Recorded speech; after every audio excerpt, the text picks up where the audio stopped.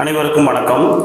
கடந்த வாரம் தமிழ்நாட்டில் ஒரு மிகப்பெரிய பேசு பொருளாக இருக்கக்கூடியது அண்ணா பல்கலைக்கழகத்தில் நடக்கக்கூடிய ஒரு விஷயம். அது என்ன நடந்திருக்கு அப்படின்னா, ஒரு மாணவி பாலியல் அத்துமீறல்னால வெளிநபர்னால ஒருத்தவங்க பாதிக்கப்பட்டிருக்காங்க.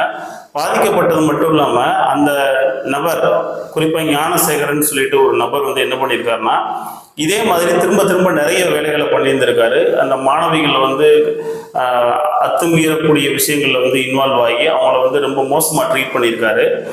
இது அவங்க புகார் கொடுத்ததுக்கு அப்புறம் தான் இந்த விஷயம் வெளியே வந்திருக்கு. அதில் ஒரு ஆடி கார் வேற வந்திருக்கு அப்படின்னு சொல்கிறாங்க. அந்த ஆடி காரை பற்றின எந்த சம்பவம் இது வரைக்கும் எந்த பத்திரிகையும் சொல்லலை. அதே மாதிரி அந்த ஞானசேகரன் இன்னொருத்தவங்கள்ட்ட பேசிட்டு இருக்கிறப்ப அவர் சார் அப்படின்னு சொல்லிட்டு பேசியிருக்காரு. அந்த ஹையர் அஃபீஷியல் யாரு, அவங்களுடைய நேமும் இது வரைக்கும் எந்த மீடியாவும் சொல்லலை.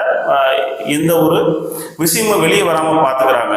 குறிப்பாக இந்த பதிவு யாருக்கு அப்படின்னா, இந்த பதிவோட நோக்கம் என்ன அப்படின்னா, இன்றைய தமிழக இளைஞர்கள், தமிழக இளைஞர்கள், குறிப்பாக கல்லூரி மாணவ மாணவிகள் சினிமா நடிகர்கள் பின்னாடி போறதையும், சினிமா நடிகர்களை ஒரு தலைவராக ஏற்றுக்கொண்டு சினிமாவிலே மூழ்கி கிடந்து தங்களுடைய மொத்த வாழ்க்கையும் நாசம் பண்ணி கொண்டிருப்பவர்களுக்காக தான் இந்த பதிவு.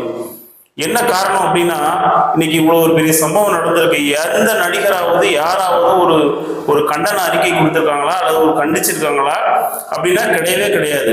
இந்த ஒரு சின்ன விஷயம்னாலும் கூட ஒரு பெரிய நடக்கிற விஷயங்களை குறிப்பா சில நடிகர்கள் இருக்காங்க. இந்த சூர்யா, ஜோதிகா, அப்புறம் பிரகாஷ்ராஜ், அப்புறம் சித்தார்த், அப்புறம் சத்யராஜ், அப்புறம் அமீர், அப்புறம் மதிவதனி, அந்த ஐஎம் சாரி ஐயப்பா அப்படின்னு சொல்லிட்டு பாடக்கூடிய அந்த பாடலை பாடினவங்க, அப்புறம் ரஞ்சித், அப்புறம் ஆர்ஜே பாலாஜி, அப்படி நிறைய சொல்லிக்கிட்டே போகலாம். இவனுங்கெல்லாம் என்னன்னா நடிக்கிறதோடு நிப்பாட்டிக்கணும். நடிக்கிறத விட்டுட்டு இவங்க கருத்து சொல்றாங்க. இந்த கருத்து கந்தசாமிகள், இந்த புரட்சி வெண்ணைகள், இந்த புடுங்கிகள் என்ன பண்றாங்க, தமிழ்நாட்டை சினிமான்ற பேர்ல மிக மோசமாக சுய சிந்தனையற்ற இளைஞர்களையும் இளைஞர்களையும் உருவாக்கி கொண்டிருக்காங்க. இதை திரும்ப திரும்ப நம்ம இளைஞர்கள் மற்ற எந்த மாநிலத்திலையும் இல்லாத அளவுக்கு சினிமா போதை பிடிச்சு கடுமையா பாதிக்கப்பட்டிருக்காங்க. அதோட விளைவு தான் இந்த கலாச்சார சீர்கேடு. 8 மணிக்கு அந்த மாணவி என்ன பண்றாங்கன்னா, அண்ணா யூனிவர்சிட்டியில போய் அவங்களுடைய காதலன்னு சொல்றாங்க. அவன்லாம் காதலனா இருக்கிறதுக்கு வாய்ப்பே இல்லை. அவங்க கூட பேசிட்டு இருந்திருக்காங்க. ஒரு இரவு நேரம்ன்றப்ப அந்த வயசுக்கே உரிய அந்த ஹார்மோன் பிரச்சனை. இளைஞர்கள், கல்லூரி மாணவ மாணவிகளுக்கு என்ன பிரச்சனைனா, இந்த ஹார்மோன் பிரச்சனை தான் பெரிய பிரச்சனை. 23 வயசுக்கு கீழே தயவு செஞ்சு யாரும் லவ் பண்ணாதீங்க. அதுக்கு பேர் லவ்வும் கிடையாது. 23 வயசுக்கு கீழே லவ் பண்றீங்க அப்படின்னு நீங்களா சொன்னீங்கன்னா அதுக்கு பேர் லவ் கிடையாது. அது புரிதலும் அல்ல. அது நீங்களே உங்களுடைய வாழ்க்கையை கெடுத்துக்கிறீங்க. 23 வயசு வரைக்கும் மிக கண்டிப்பாக பிரம்மச்சரியத்தை கடைபிடிக்கணும், மிக கடுமையாக படிக்கணும், மிக கடுமையான விஷயங்களை, ரொம்ப டீப் தாட்ஸ் அப்படின்னு சொல்லுவாங்க, அந்த மாதிரி விஷயங்களை உள்ளுணர்வோட புரிந்து கொண்டு உங்களை நீங்களே வடிவமைச்சு மாற்றிக்கொள்ளக்கூடிய ஒரு வயசு, ஒரு பருவம். அந்த டயத்துல அதை விட்டுட்டு நான் அந்த ஃப்ரெண்டை பார்க்குறேன். கல்லூரிக்கு நீங்க எதுக்கு போறீங்க? படிக்க தானே போறீங்க. சரி, படிக்க போறீங்க, போற இடத்துல அந்த மாதிரி பிரச்சனைகள் வருது அப்படின்னா அதை ஃபேஸ் பண்ணக்கூடிய இளைஞர்களையும் நீங்க காதலிக்கணும். அவன் விட்டுட்டு ஓடி போயிட்டான். அந்த பெண்ணை படுமோசமா ட்ரீட் பண்ணியிருக்காங்க. இன்றைக்கு இருக்கக்கூடிய இந்த இளைஞர்களுக்கு இந்த பிரச்சனை எதுனே தெரியாம பண்ணுங்க, செல்போனை பார்த்துக்கிட்டு ரீல்ஸ் போட்டுட்டு இருக்கதும், இந்த மாதிரி பண்ணிக்கிட்டு இருக்கதும் இதே முன்னேற வேலையா இருக்காங்க. என்னோட கேள்வி என்னன்னா, இந்த சினிமா நடிகர்கள் பின்னாடி போறீங்கல்ல, அவங்க இந்த இளைஞர்களை நல்வழிப்படுத்துறதுக்கு ஏதாவது ஒரு துருப்பு சீட்டையாவது, ஏதாவது ஒரு துரும்பாவது கிள்ளி போட்டிருக்காங்களா? கிடையவே கிடையாது. இவனுங்களை பத்தி படிக்கிறதும், இவனுங்களை பத்தி பேசுறதும், இவனுங்களை பத்தி ட்விட்டர்ல பதிவிடுறதும், இதெல்லாம் ஒரு பொழப்பா என்ற இளைஞர்களுக்கும் இளைஞருக்கும் படு கேவலமான விஷயம். உங்க அம்மா அப்பா போய் பாருங்க, அவங்கள நேசிங்க. சரி, அந்த வயசுல நீங்க அத்துமீறலான விஷயங்களை ஈடுபட்டு இருக்கிறப்ப அதை ஒருத்தர் வீடியோ எடுத்துட்டாரு. எடுத்ததுக்கு அப்புறமா அவன் ஒரு ஆடி கார் வந்ததுன்னு சொல்றாங்க. கேட்டா ஃபுட்டேஜ் இல்லைன்னா, வீடியோ ஃபுட்டேஜ் இல்லைன்றாங்க. ஆடி கார் யாருன்னா அதை பத்தின டீட்டெயில்ஸ் இல்லை. அவன் அந்த ஞானசேகரன்றவன் ஒருத்தருக்கு ஃபோன் பண்ணி பேசியிருக்கான். அவன்கிட்ட சார்னு பேசியிருக்கான். அவன் யாருன்னா அதை பத்தின விஷயங்களை சொல்ல மாட்டேங்கிறானுங்க. ஒரு திருட்டுத்தனமான முள்ள மாதிரி முடிச்சொலித்தனமான வேலைகளை மொத்த குற்றவாளிகளும் பண்ணிக்கிட்டு இருக்காங்க. சரி, நீங்க வீடியோ எடுக்கிறாங்க அப்படின்னு தெரியுது இல்ல, இதுக்கு முன்னாடியே அந்த ஞானசேகரன் அந்த இடத்துல வீடியோ எடுத்திருக்கான், பாதிக்கப்பட்டிருக்கான். நீங்க ஏன் இந்த மாதிரி இடங்களுக்குலாம் போறீங்க? சரி, போறது சரியாவே இருக்கட்டும். ஒரு நல்ல ஆண் மகனையில நீங்க காதலிக்கணும். நிறைய பேர் சொல்றாங்க, உங்க அப்பா கூட போறப்ப உங்க அப்பா உங்களை விட்டுட்டு வந்துருவாரா? இந்த மாதிரி பிரச்சனை இருக்கிறப்ப உங்க அண்ணன் கூட போறப்ப உங்க அண்ணன் இப்படி விட்டுட்டு வந்துருவாரா? இன்னொருத்தர் தொடரப்ப, இன்னொருத்தருக்கு மேல கை வைக்கிறப்ப உங்க தம்பி விட்டுருவானா? ஏன் ஊனமா இருக்கக்கூடிய ஒரு தம்பி தங்கைகளோ யாரா இருந்தாலும் விட்டுருவாங்களா? உங்க சித்தப்பா, பெரியப்பா, உங்களுடைய மாமா பையன், மாமா பையன், மச்சான், எத்தனை பேர் இருக்காங்க, அவங்களோட போறப்ப இந்த மாதிரி பிரச்சனைகள் இருந்தா விட்டுருவாங்க நினைக்கிறீங்களா? அட்டி கொண்டு எடுத்துக்கிடுவாங்க.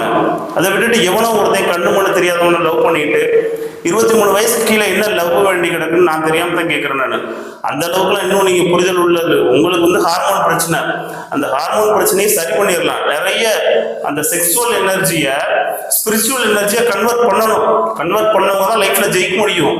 நீங்க செக்ஸுவல் எனர்ஜியாவே கொண்டு போய்கிட்டீங்கன்னா வீணா போயிருவீங்க. இன்னைக்கு இருக்கக்கூடிய இளைஞர்களுக்கு நான் சொல்லிக்க வேண்டிய ஒரு விஷயம், இந்த செக்ஸுவல் எனர்ஜி எப்படி ஸ்பிரிச்சுவல் எனர்ஜியை கன்வெர்ட் பண்றதுன்றது நிறைய பர்சனாலிட்டிஸை படிச்சாதான் உங்களுக்கு தெரியும். நிறைய விஷயங்கள் உள்வாங்கணும். அதை விட்டுட்டு யாரெல்லாம் நீங்க லவ் பண்றீங்க, மண்டை வெட்டு ஒழுங்காவே முடியே வெட்டுறது கிடையாது, பாதியில எந்திரிச்சு ஓடியாத மாதிரி இருக்காங்க, அவங்க லவ் பண்றீங்க. கேவலம், மகா கேவலம். இன்றைய இளைஞர்களுக்கு குறிப்பா நல்ல நல்ல ஆண்களை விட்டுட்டு மோசமான ஆண்களை காதலிக்கும் பெண்களுக்கு தான் இந்த வீடியோ குறிப்பா. அவங்க யாருன்னு ஈஸியா கண்டுபிடிச்சலாம். கை காலெல்லாம் நகத்தை வெட்டவே மாட்டாங்க. யாரையெல்லாம் காதலிக்க கூடாது வாழ்க்கையில, கை கால் நகத்தை வெட்டவே மாட்டான், சுத்தமாவே இருக்க மாட்டான். எப்ப பார்த்தாலும் ஒரு காலேஜுக்கு அவன் கூட படிக்கிறான் அப்படின்னா அவன்கிட்ட ஒரு நீட்னஸே இருக்காது. அவனெல்லாம் நீ லவ் பண்ணி என்ன பண்ண போற? குறிப்பா இன்னும் என்ன ஒரு முக்கியமான விஷயம் பண்ணுவாங்கன்னா, கிளாஸுக்கே வரமாட்டானுங்க இந்த மாதிரி ஆளுங்க. வெளியில வந்து ஒரு ஹீரோ தனம் பண்ணிட்டு இருக்குது. படிச்சு முடிச்சுட்டு போன தெருவுல தான் தெரியும் எல்லாம். அவனை வந்து ஒரு ஹீரோ மாதிரி இருக்க ஒரு இமேஜ மீடியாக்கள்லையும் அவன் காமிக்கிறாங்க. அதை பார்த்துட்டு நீ இது பண்ணக்கூடாது. அப்புறம் எவன்லாம் எந்த ஆண் நண்பர்லாம் ஒன்று வந்து போட்டோ எடுப்பான். ஒரு போட்டோ எடுத்துக்கிறோம் வா அப்படின்னு சொல்லுவான், ஒரு வீடியோ எடுத்துக்கிறோம் வான்னு சொல்லுவான். இன்னைக்கு இருக்கக்கூடிய கணவன் மனைவிகள்கிட்ட நான் சொல்லிடுறேன், கணவன் மனைவிகளா இருந்தாலும் சரி, இந்த கல்லூரியில் படிக்கக்கூடிய இளைஞர்கள் யார்கிட்டையும் போய் நீங்க வீடியோ எடுக்காதீங்க. எல்லாரும் செல்போன் கையில வச்சிருக்கான், அதை எடுத்து இன்னொருத்தருக்கு ஸ்ப்ரெட் பண்றாங்க. இவனுங்களெல்லாம் நீங்க லவ் பண்ணவே கூடாது. குறிப்பா நீங்க பேசுற உரையாடல்களை அவன் ரெக்கார்ட் பண்ணுவான். அந்த மாதிரி ஆளுங்க முக்கால்வாசி மனநோயாளியா இருப்பான். போட்டோ ரெக்கார்ட்ஸ் பண்றது, போட்டோ எடுத்துக்கிறது, கூட சேர்ந்து இருக்கக்கூடிய வீடியோஸ் எடுத்துக்கிறது, நீங்க தனிமையில இருக்கக்கூடிய சில எல்லை மீறக்கூடிய சம்பவங்கள் நடக்கும், அதையும் வீடியோ எடுத்துக்கிறது. எல்லாரும் வாட்ஸ்அப் குரூப் வச்சிருக்காங்க, அதுல ஸ்ப்ரெட் பண்ணி விடுறது. அப்புறம் இது வந்து ரொம்ப மோசமான ஒரு நடவடிக்கை கூட. இந்த மாதிரி ஆண்களை எல்லாம் நீங்க வந்து எக்காரணத்தை கொண்டும் விரும்பக்கூடாது. அந்த அவங்களுடைய தலை வச்சு படுக்கிறது உங்களுக்கு தான் ரொம்ப மோசமான ஒரு விஷயம். அவங்க பக்கம் நீங்க தலையை திருப்பினீங்கனாலே சொல்லி முடிச்சு விட்டுருவாங்க. காரணம் என்னன்னா, அவனுக்கு எந்த வேலையும் கிடையாது. வேற எந்த மாதிரிலாம் இந்த மாதிரி ஆளுங்களை ஐடென்டிஃபை பண்ணலாம்னா, அவன் குடும்ப சூழ்நிலை சாதாரணமா இருக்கும், ஆனா அவன் வச்சிருக்கிற பைக்கு, அவனுடைய வாழ்க்கை முறை, அவனுடைய ஸ்டைல் பார்த்தீங்கன்னா டிஃப்ரெண்டா இருக்கும். ஸோ இவன்லாம் வந்து படிக்க வர்றதுக்கு லாயக்கே இல்லை. அந்த படிக்க வராம வேற சிந்தனையோட வர்றவங்க நீங்க போய் பேசுறீங்க, பழகுறீங்க, இது பண்றீங்கன்னா உங்க வாழ்க்கை நாசமா தான் போகும். அந்த மாதிரி நபர்களோட வச்சுக்க கூடாது. குறிப்பா வந்து கிளாஸ் வந்து கரெக்டா வரவே மாட்டாங்க. காலேஜ் ஹவர்ஸ்ல வந்து கரெக்டான டைத்துக்கு வரவே மாட்டாங்க, லேட்டா வருவாங்க, ஹீரோயிசம் காமிக்கிறது. இந்த மாதிரி நபர்களா பெண்கள் ஒருபோதும் விரும்பக்கூடாது. கல்லூரி இளைஞர்கள் வந்து நல்லவங்களும் இருக்காங்க, நல்ல பசங்க இருக்காங்க. காலையில ஒர்க்குக்கு போயிட்டு அதோடையும் காலேஜில் படிச்சுட்டு அதே நேரம் வீட்டையும் பார்த்துக்கிட்டு இருக்கக்கூடிய இளைஞர்கள் நிறைய பேர் நல்லவங்க இருக்காங்க. நான் அவங்கள யாரையும் சொல்லவே இல்லை. நான் ஃபெயில் மக்கு மன்னார்களா இருப்பாங்க. மக்கு மன்னார்னா என்னன்னா, அவனுக்கெல்லாம் சொல்லி புரிய வைக்கவே முடியாது. அடிமட்ட ரேக்க எடுப்பான், காலேஜ்லேயே கடைசியா இருப்பான். அது ஒன்றும் பெரிய விஷயம் இல்லை, படிப்பு மட்டுமே தீர்மானிக்க போறதில்ல. ஆனா அவனுடைய பிஹேவியரை கவனிக்கணும். நீங்க பிஹேவியர் மோசமா இருந்துச்சுன்னா கண்டிப்பா அவன் மோசமா தான் இருப்பான். பான்பராக்கு, தம்மு, கஞ்சா, சிகரெட்டு எல்லா பழக்கமும். அவன் வந்து ஹீரோ மாதிரி காலேஜில் திரிவான். பெண்கள் அதை பார்த்து நீங்க மயங்கி விழுந்துடக்கூடாது. செல்வராகவன் படத்துல 7G ரெயின்போ காலையில் கூட சொல்லுவாரு, அது எப்படி கரெக்டா எல்லா நல்ல பிள்ளைங்களும் சாக்கடையில தான் போய் விழுகுறீங்க அப்படின்ட்டு.